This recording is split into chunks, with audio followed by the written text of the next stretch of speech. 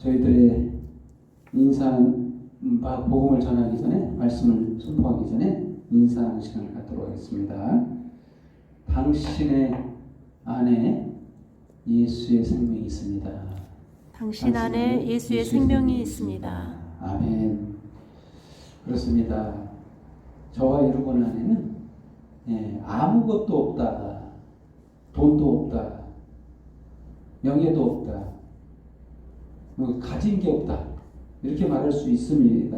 힘들면 현실이 힘들고 구하지 못하고 명예도 없고 이런 사람에게 아무것도 없다라고 생각하기가 쉬운데, 정말 이런 것보다 더 영광스러운 무엇이 우리 안에 있어요. 우리를 이끌고 있는, 우리의 삶의 지표, 나침반이 되고 있는 하나님의 말씀. 그 중에서도 우리 안에 예수 그리스도의 생명이 있다는 거예요. 이게 굉장히 중요한 우리의 삶의 결과를 나타내는데, 이걸로 말미암아 우리는 부유하고, 없는데도 말미암아 부유하고, 뭔가 구속되어 있는 것 같은데, 갇혀 있는 것 같은데 자유하고, 정말 보잘것없는 것 같은데 영광스럽다는 거예요. 이게 정말 말도 안 되는 얘기다라고 생각할 수 있겠죠. 그렇습니다. 그렇지만 오늘 본문 말씀을 보면 그렇지 않다는 거예요. 저와 여러분에게 있는 것이 실체이고 전부라는 거예요. 사실 세상에서 가질 수 있는 명예나 부나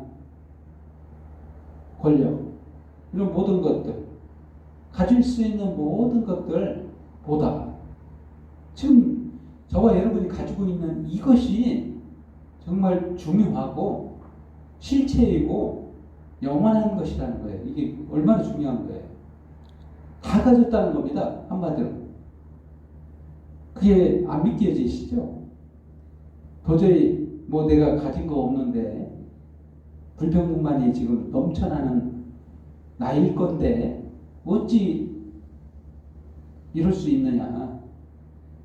아무것도 없는 것 같은 내가 부유할 수 있느냐. 오늘 본문 말씀이 그런 내용입니다. 다 가졌다는 거예요. 세상에 누가 가진 것보다 더 있다.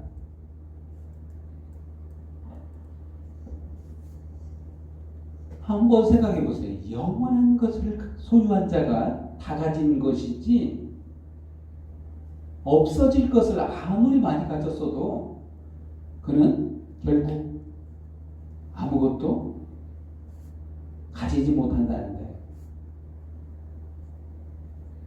없어질 영광이라는, 한마디로 없어질 영광을 아무리 많이 취한다고 해서 그것이 영원한 것이 아니라는 거예요.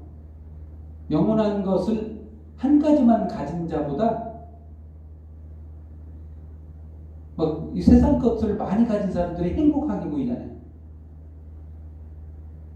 그런데 그게 아니라는 거예요. 실체를 한 가지만, 조그만의 영원한 것을 한 가지를 소유한 자가 세상에 많이 가진 자보다 더 부유한 거예요. 남는 거니까. 그게 남는 자라는 거예요. 그렇습니다. 오늘 본문을 한번 들어가 봅시다. 4장 1절에 우리가 이 직분을 맡아 궁휼하심을 대로 낙심하지 아니하고, 시작할 때 그러므로 시작하죠. 그러므로. 우리가 이 직분, 무슨 직분을 말하는 걸까요? 이것을 알려면 3장 내용을 전부 봐야 되는데, 요약하면 그렇습니다. 하나님께서 우리에게 먼저 주신 것이 있어요. 먼저 보여주신 것이 있는데, 이게 구약의 말씀인데, 구약의 말씀의 요점은, 핵심은 그거잖아요. 모세를 통해서 율법을 주셨어요. 가장 큰 테마는 모세를 통해서 율법을 주셨다. 율법을 먼저 주셨어요. 근데 이 율법을 주셨다는 것은 이 율법을 행해야 되는 직분이 있잖아요. 근데 그 누구를 통해서 주셨냐면 모세를 통해서 주셨어요.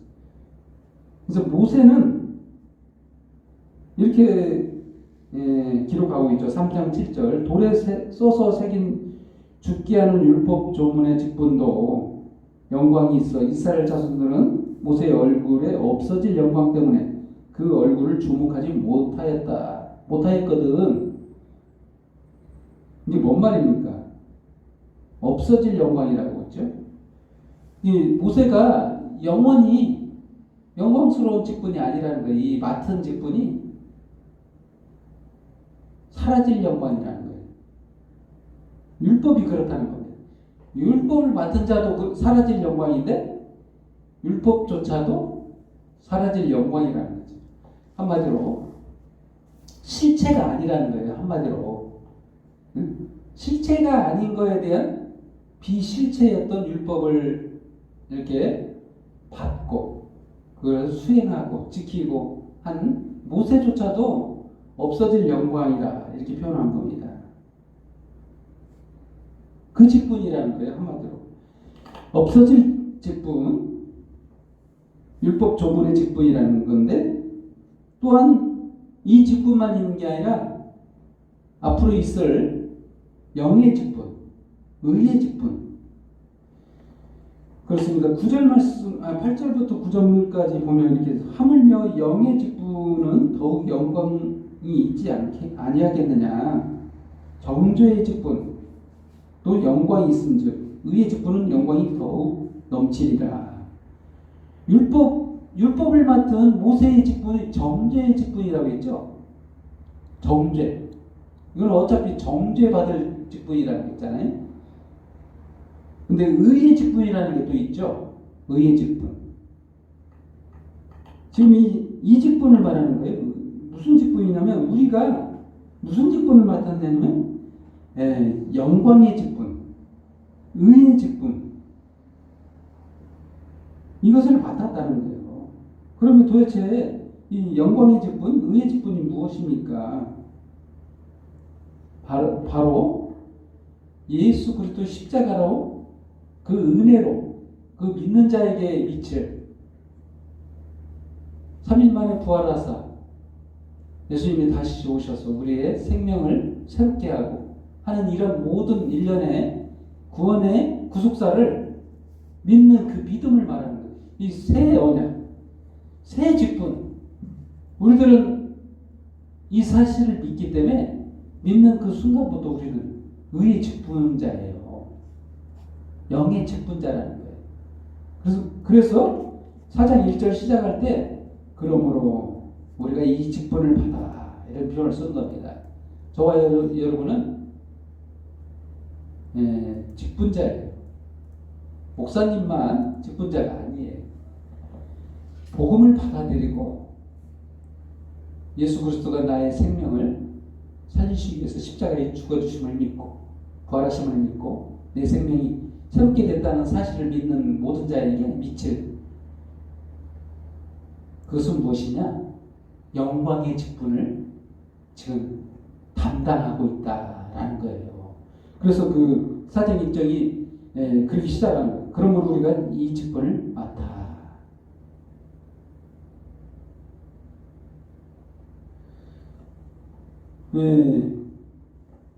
사실 우리들은 직분자인지를 망각하고 있어요.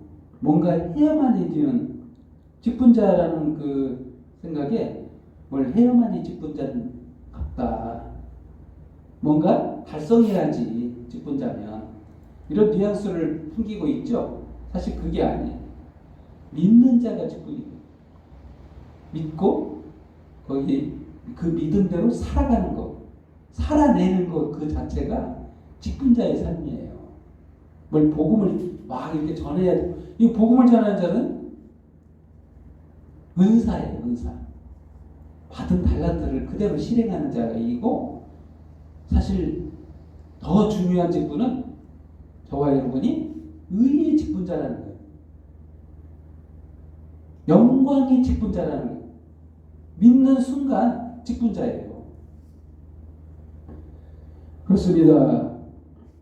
그래서 오늘 첫 번째로 그래서 복음의 빛이라는 소제목으로 복음의 빛, 복음을 빛이라고 말하고 있어요. 오늘 본문 말씀 쭉 읽어보면 그렇습니다. 저희 2절부터 이 숨은 부끄러운 일을 버리고 속임으로 행하지 아니하며 하나님의 말씀을 혼잡하게 하지 아니하고 오직 진리를 나타내므로 하나님 앞에서 각 사람의 양심에 대하여 스스로 추천하노라. 만일 우리의 복음이 가리었으면 망하는 자들이 가려진 것이다. 가려졌다 이렇게 표현하시죠? 빛이라는 거예요. 복음이 비치고 있는데 어떤 자들에게는 가려졌다. 어떤 자들에게는 비춰졌다. 복음을 빛이라는 표현을 썼죠. 그 중에 이 세상의 신이 빛지 않는 자들의 마음을 혼미하게 하여 그리스도의 영광이 복음의 광채가 비치지 못하게 함이니 그리스도는 하나님의 형상입니다. 여기서 뭐라고 말씀하고 있습니다. 4절 말씀 중간에 보면 그리스도의 영광이 복음의 광채라는 표현을 썼죠. 예수님이 광채라는 거예요. 이 빛의 실체, 복음의 실체가 누구냐? 바로 예수님이시라는. 이분은 누구냐? 하나님이시고 빛의 실체이시고 영광의 복음의 광채시다는 거예요. 하나님의 형상이라는 겁니다. 한번 생각해 보세요. 하나님께서 우리 눈에 보이지 않는 형상으로 존재하고 계시다가 그러면 예수님께서는 형상이 없으셨는가? 우리보다 먼저 앞서 계신 하나님께서 이 땅 위에 임하신 거예요. 하나님의 형상으로. 우리에게 빛이 되시려고 오신 거죠. 우리는 우리를 전파하는 것이 아니라 오직 그리스도 예수의 주 되신 것과 또 예수를 위하여 우리가 너희의 종된 것을 전파합니다. 어두운데 빛이라 말씀하셨던 그 하나님께서 예수 그리스도의 얼굴에 있는 하나님의 영광을 아는 빛을 우리에게 비추셨느니라. 한마디로 말해서 빛이라는 거죠. 빛. 하나님께서 어두운데 빛이라 이렇게 말씀하셨죠. 어두운데 빛이라. 창세기 1장 3절 말씀이에요. 상당히 중요한 말씀이죠. 창세기 1장 3절. 들여다보면 그렇습니다. 하나님이 이르시되 빛이 있으라 하시니 빛이 있었고 빛이 있으라. 어둠 가운데 빛이 있으라 이렇게 말씀하신 거잖아요. 응? 어둠을 빛으로 비치신다는 거잖아요. 바로 이랬을 때 여기서 빛은 바로 예수 그리스도라는 거죠. 실체가. 한마디로 말하면 빛 하면 어떻게 되죠? 빛은 왜 빛이죠? 빛은 발광체가 있어야 빛이 비쳐요. 응? 태양 발광체죠. 태양 할 때 우리가 떠올릴 수 있는 거는 스스로 빛을 내잖아요. 발광체가 아닌 지구 그 빛을 받아서 살아가고 있잖아요. 반사체죠. 반사되죠. 이 빛이 또 이 달을 우리가 볼 때 반사돼서 우리가 달을 보잖아요. 스스로 빛을 안 내고 반사체잖아요. 우리는 반사체. 주님은, 예수 그리스도는 발광체예요. 한마디로. 이게 한마디로 왜 이렇게 우주 전체를 왜 이렇게 보여주시면서 무슨 말을 하고 싶은 거예요? 태양은 예수님처럼 발광체라는 거예요. 빛을 반사하는, 스스로 빛을 낸다는 거예요. 한마디로 스스로 생명을 가지고 있다는 거예요. 그 생명을 값없이 비친다는 거예요. 반사체에게. 그런 의미를 갖고 있기 때문에 여기서 복음이 빛이라는 거예요. 한마디로 예수 그리스도의 그 구속사, 이 땅에 오셔서 2000년 전에 오셔서 하신 모든 일들이 1년에 어둠 가운데 빛을 비치시는 하나님의 그 말씀을 말씀만 한 게 아니라 이게 바로 말한 대로 응했다는 거예요. 어둠 가운데 빛이 비쳤잖아요. 그럼 어떻게 되겠어?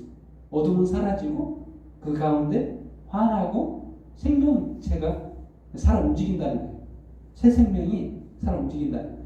우리들이 다 어둠인 거예요. 한마디로. 이 발광체가 아니니까 빛이 없는 순간 우리들은 다 어둠이 될 수밖에 없는 거예요. 그럼 우리 어둠과 같은 우리들에게 빛이 비친 거예요. 예수님 오신 것은 바로 그런 의미를 갖고 있어요. 그래서 우리가 맡은 직분이 이거라는 거예요. 영의 직분, 의의 직분. 빛을, 복음을 맡았다는 거예요. 복음을. 이게 얼마나 영광스러운 거예요.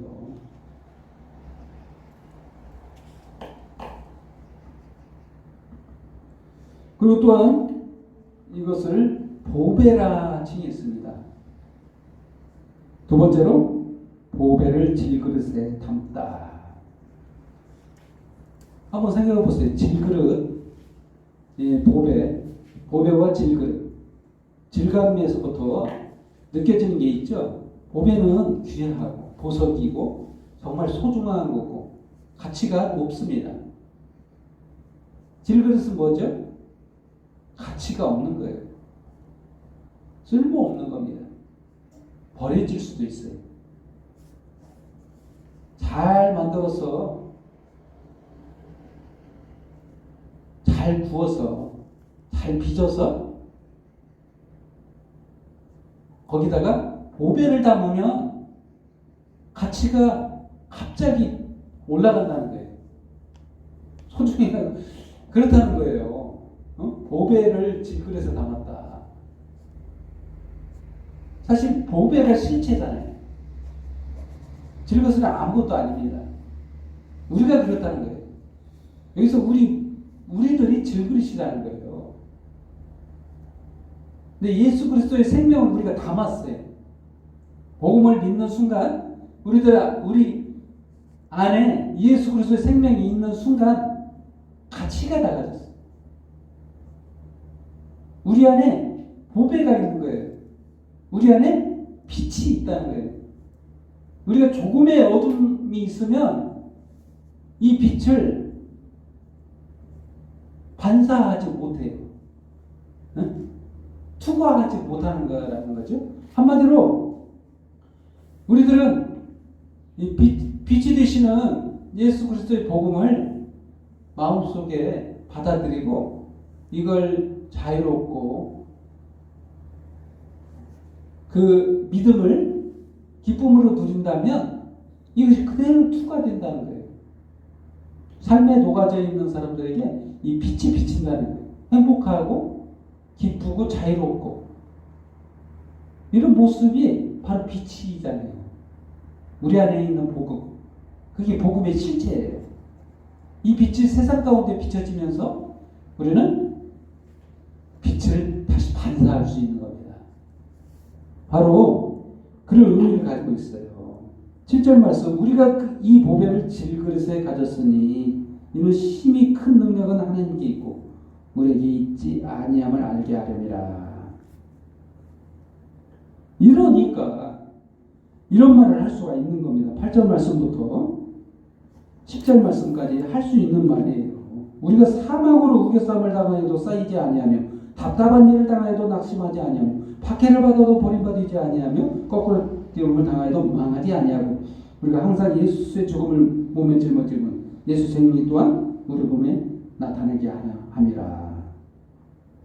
우리 살아있는 자가 항상 예수를 위하여 죽음에 넘겨지면 예수의 생명 또한 우리 죽을 육체에 나타나게 하려 함이라. 무슨 말인가요? 좀 어렵죠? 한마디로 말하면 우리는 실체를 가졌다는 거예요. 실체가 되는 예수의 생명을 소유하고 있다는 거예요. 없어질 것을 소유한 게 아니라 없어질 영광을 우리가 잔뜩 가지고 있는 사람보다 예수의 생명을 가지고 있기 때문에 다 가졌다. 이런 말이에요. 한마디로 말. 그 말의 증거가 그거예요. 우겨싸움을 당하는데 쌓이지 않는다. 이 말이 안 되잖아요. 말 자체가 안 되는 말인데 이렇게 된다는 거예요. 그래서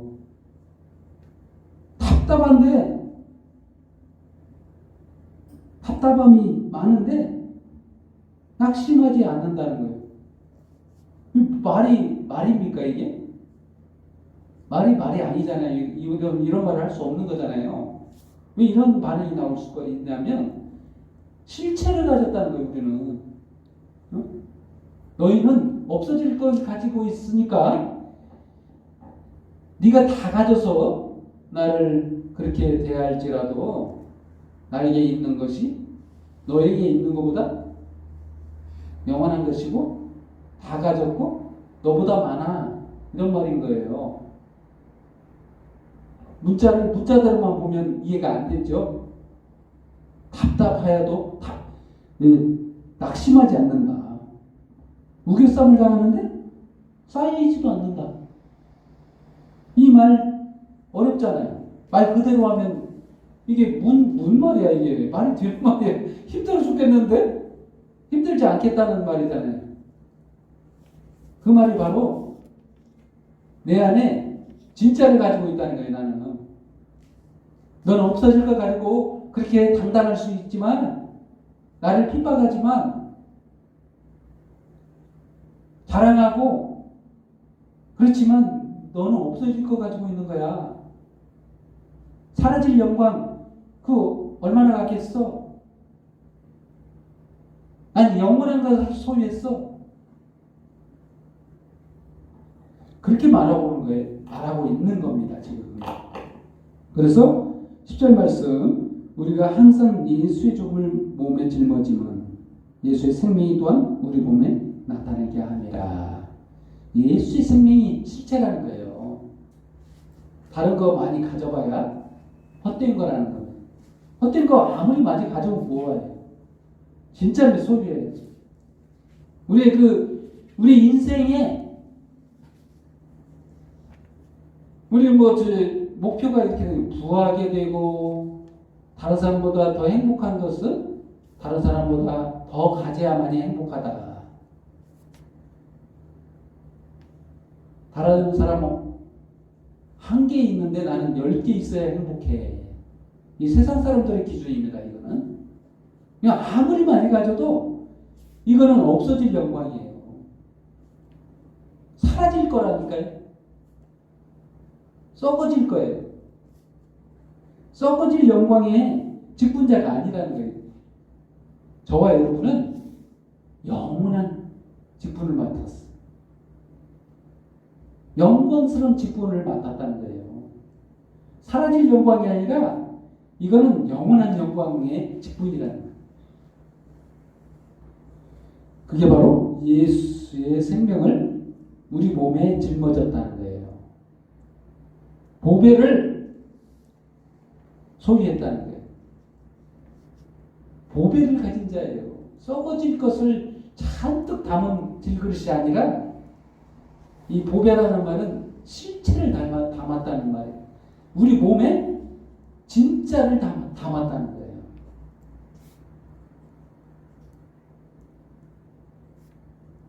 한번 생각해 보세요. 이 그릇을 만들었는데 얘를 비유로 하자면 그렇습니다. 썩은 거 아무리 담으면 뭐예요? 썩은 사과, 썩은 배 이런 거 담아가지고 아무리 많이 있으면 뭐예요? 쓸모가 없는데 진짜를 담아야지. 바로 그것이 예수의 생명이라는 겁니다. 저와 여러분이 소유한 거예요. 다 가진 거예요. 이게 실체라니까요. 어떤 어려움이 문제가 아니고 어려움은 잠시 잠깐 어려움일 뿐이고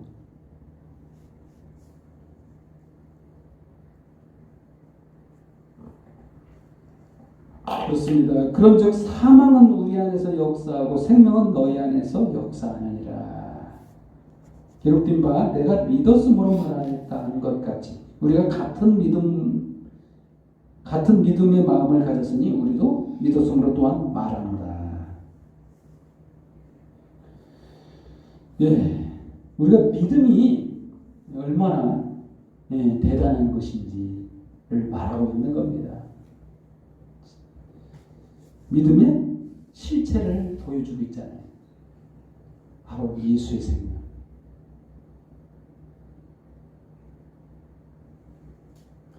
주 예수를 다시 살리신 이가 예수와 함께 우리도 다시 살리사 너희와 함께 그 앞에서게 하실 줄을 아노라. 이 모든 것이 너희를 위함이니 많은 사람이 감사로 말미암아 은혜가 더하여 넘쳐서 하나님께 영광을 돌리게 하려 함이라.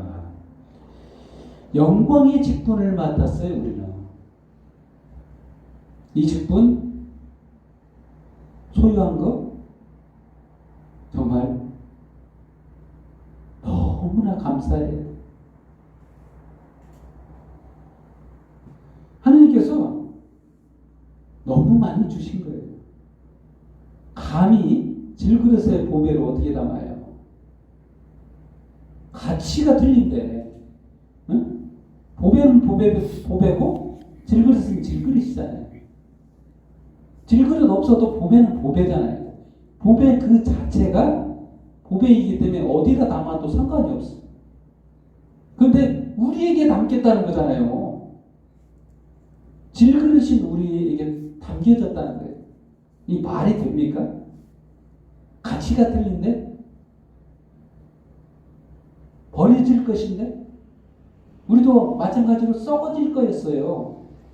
이 썩어질 질그릇과 같은 우리의 이 질감, 별 볼 일 없는 우리 질그릇 안에 예수님이 계시겠다는 거잖아요. 예수님의 생명이 우리 안에 있다는 의미가 얼마나 큰 건지 바로 아셔야 된다는 거예요. 세 번째로 예수의 생명. 조금 전에 말씀드린 것처럼 예수의 생명의 가치. 이게 실체, 이게 빛이고 전부라는 거예요. 11절 말씀 보면은 이렇게 나와 있죠. 우리 살아있는 자가 항상 예수를 위하여 죽음에 넘겨지면 예수의 생명이 또한 우리 죽을 주제에 나타나게 하려 함이라. 우리가 항상 예수의 죽음을 몸에 짊어지면 예수의 생명이 또한 우리 몸에 나타나게 함이라.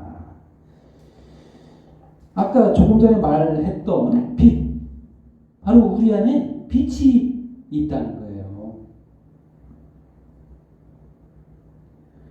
오늘 본문 말씀은 아니지만 5장 말씀에는 이렇게 표현하고 있어요. 만일 땅에 있는 우리의 장막집이 무너지면 이게 우리의 장막집, 이게 뭐예요? 우리 몸을 장막집이라고 표현한 겁니다. 근데 이게 무너지면 우리 몸이 죽으면 하나님께서 지으신 집, 곧 손으로 지으신 것이 아니요 하늘에 있는 영원한 집이 우리에게 있는 줄 아느니라. 영원한 집이 나오죠. 집 뭘로 집니까? 바로 예수 그리스도의 몸부러졌습니다. 예수의 생명으로부터 시작된 집인 거예요. 건축물로서 완벽한 하나님이 인정한 집이 있다고 했잖아요. 성전. 솔로몬의 성전 무너졌습니다. 실체가 아닙니다. 예수님이 새로 건축하셨는데 자기를 성전이라고 하시면서 3일 만에 일으킨다고 말씀하셨어요. 3일 무덤에서 3일 만에 부활하사 완전한 건축물이 되셨어요. 그게 우리 영원한 집인 거예요. 우리 안에 그러한 집이 있다는 거예요. 예수 그리스도의 생명이 있는 순간 우리 안에는 완전한 건축물이 된 거예요. 완전한 집일그릇이 된 거예요.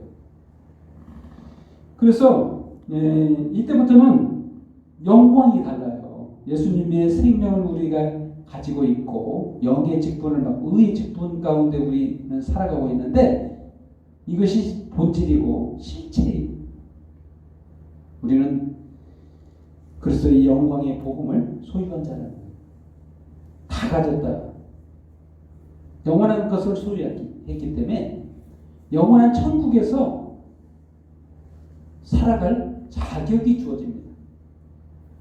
그게 바로 영광이에요. 그렇습니다. 저와 여러분은 이제 어떠한 환경이, 어떠한 현실이 우리의 실체를 부정하지 않기를 바랍니다. 우리 실체를 봐야 돼요. 본질을 볼 줄 알아야 돼요. 거꾸로뜨림이 당할지라도 이 거꾸로뜨림 당하는 것이 실체가 아니라는 거예요. 우겨싸움을 당하는데 이게 실체가 아니라는 거예요. 현실은 그렇지만 현실은 우겨싸움도 당하고 답답한 일도 있고 박해도 받고 거꾸로뜨림을 당하는 현실이지만 이게 전부가 아니라는 거예요. 이거는 없어질 것들이라는 거예요. 이것 또한 이것들조차도 위기의 상황인 이 상황조차도 이것들 없어질 것들이라는 거예요. 썩어질 것들, 썩어질 현실. 그러나 우리는 실체를 가지고 있다. 예수 그리스도의 생명이 우리 안에서 살아 숨쉬는 순간부터는 우리의 삶이 보이는 그대로에 보이는 것이 아니라는 거예요. 본질적 생명, 영원한 생명을 소유한 자지 망하는 자들이 아니라는 거예요. 아멘? 그렇습니다.